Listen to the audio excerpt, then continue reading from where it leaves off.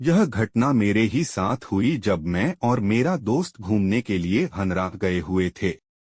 रात का वक्त खत्म होने वाला था। हम लोग लखनऊ से सफर करके हनरा पहुंचे थे। हनरा के लोग दिन के समय काम करते थे। रात में वहां बहुत ज्यादा सन्नाटा रहता था, क्योंकि वहां ठंड बहुत ज्यादा होती है, इसलिए वहां लोग रात में निकलना पसंद नहीं करते हैं। पहाड़ियों का सफर करके हम लोग एक होटल के पास पहुंचे, लेकिन वह होटल हमें अच्छा नहीं लगा, इसलिए हम दूसरे होटल की तलाश में निकल पड़े। जल्द ही हम एक रिजॉर्ट के बाहर पहुंचे, भी सोए हुए थे। जब हमने आवाज उठाई तो एक आदमी बाहर निकल कर आया और हमें उसने कमरे दिखाए जो हमें पसंद आए, और हमने वहां रुकने का इरादा कर लिया। मैंने अपने दोस्त से कहा कि तुम खाना ले आओ। यह कहकर मैं अपने कमरे की तरफ चलने लगा। जब मैं कमरे के अंदर पहुंचा और अपना सामान सही कर रहा था तो मुझे ऐसा लगा कि जैसे खिड़की से मुझे कोई देख रहा है। लेकिन जब मैंने बाहर देखा तो वहां तो कोई भी नहीं था। मैंने खिड़की के पर्दे ठीक किए और कमरे के बाहर खड़ा होकर अपने दोस्त के आने का इंतजार करने लगा। इसी बीच मुझे अचानक ही ऐसा लगा जैसे ठीक बगल में ही मेरे कोई खड़ा है और मुझे देख रहा है। मैंने पीछे मुड़कर देखा, लेकिन वहां तो कोई भी नहीं था। मैंने सोचा यह मेरा भ्रम होगा। मेरा दोस्त आ गया तो हमने साथ मिलकर खाना खाया। उसके बाद जब मैं अपने कमरे पहुंचा तो क्या देखता हूं कि मैंने जहां पर अपना सामान रखा था वहां पर मेरा सामान नहीं है, बल्कि वह बहुत सलीके से अच्छी तरह अलमारियों पर रखा हुआ है। मुझे बड़ी हैरानी हुई कि ये सब किसने किया होगा। इस पर मैंने ज्यादा गौर नहीं किया।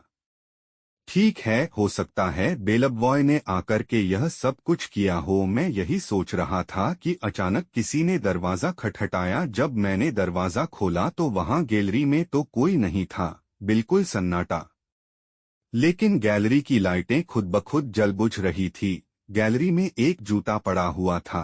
यह देखकर मुझे डर लगने लगा, क्योंकि अभी 15 मिनट में मेरे अलावा उस गैलरी में कोई नहीं आया था।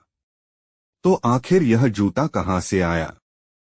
अचानक मेरी नजर बगीचे में एक बड़े सींग वाले शेर के सिर पर पड़ी, जो मेरे सामने था, और उसी समय नीचे से एक बिल्ली ने आकर मेरी तरफ देखा और छत की तरफ बड़ी तेजी से भाग गई।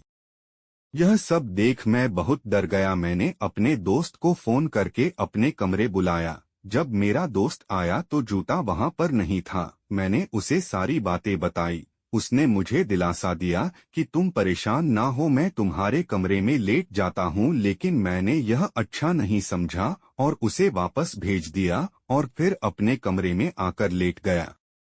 मैं थोड़ी थोड़ी नींद में था, तभी मुझे लगा कि कोई मेरे सर पर हाथ फेर रहा है। थके होने की वजह से मुझे काफी राहत महसूस हुई, लेकिन मुझे डर भी बहुत लग रहा था। जैसे तैसे मैंने वह रात बिताई और सुबह उठकर बेलबॉय को बुलाया और उससे इन सारी बातों के बारे में पूछा।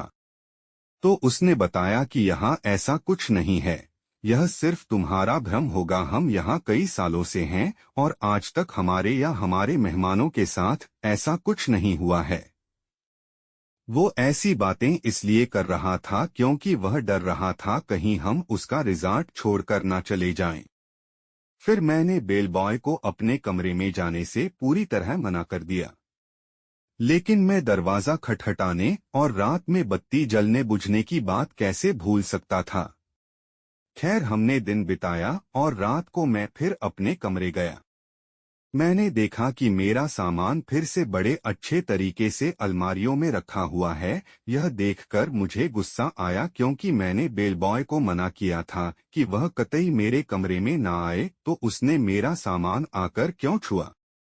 उस वक्त रात बहुत हो चुकी थी, तो मैंने सोचा कि सुबह उससे पूछ लूंगा। उस रात फिर से किसी ने दरवाजा खटखटाया। डर के मारे मैंने जब दरवाजा खोला तो मुझे वहां कोई नहीं दिखा और गैलरी की बत्तियां उसी तरह जल बुझ रही थी, जिसे देखकर मेरी सांसें थम सी गई थी और मेरा गला एकदम सूख गया। मैंने जल्दी से दरवाजा बंद किया, लेकिन ऐसा लगा कि कोई अंदर आ गया है। मैं कहने लगा, तुम जो भी हो यहाँ से चले जाओ। कोई आवाज नहीं आई। थोड़ी देर के बाद मैं अपने बिस्तर पर लेट गया और सोने की कोशिश करने लगा। लेकिन फिर कल रात की तरह मुझे लगा कि कोई मेरे बालों में हाथ फेर रहा है। वह रात मेरी आखिरी रात लग रही थी। जब सुबह हुई तो मैंने बेल बॉय को बुलाया और थोड़ा गुस्सा हुआ कि मेरे मना करने के बावजूद वह मेरे कमरे में क्यों गया। उसने बहाने बनाने की कोशिश की, लेकिन मैं काफी जिद्दी था। उसके पीछे पड़ गया कि फिर बताओ यह सब मेरे साथ क्या हो रहा है। तब उसने मुझे बताया कि यहाँ एक आत्मा रहती है जो कभी इस रिजॉर्ट की मालिक हुआ करती थी। कुछ लोगों ने उसे धोखे से कत्ल कर दिया था। अब उसकी आत्मा इसी रिजॉर्ट में भटका करती है, लेकिन वह किसी को परेशान नहीं करती है और एक अच्छी आत्मा है।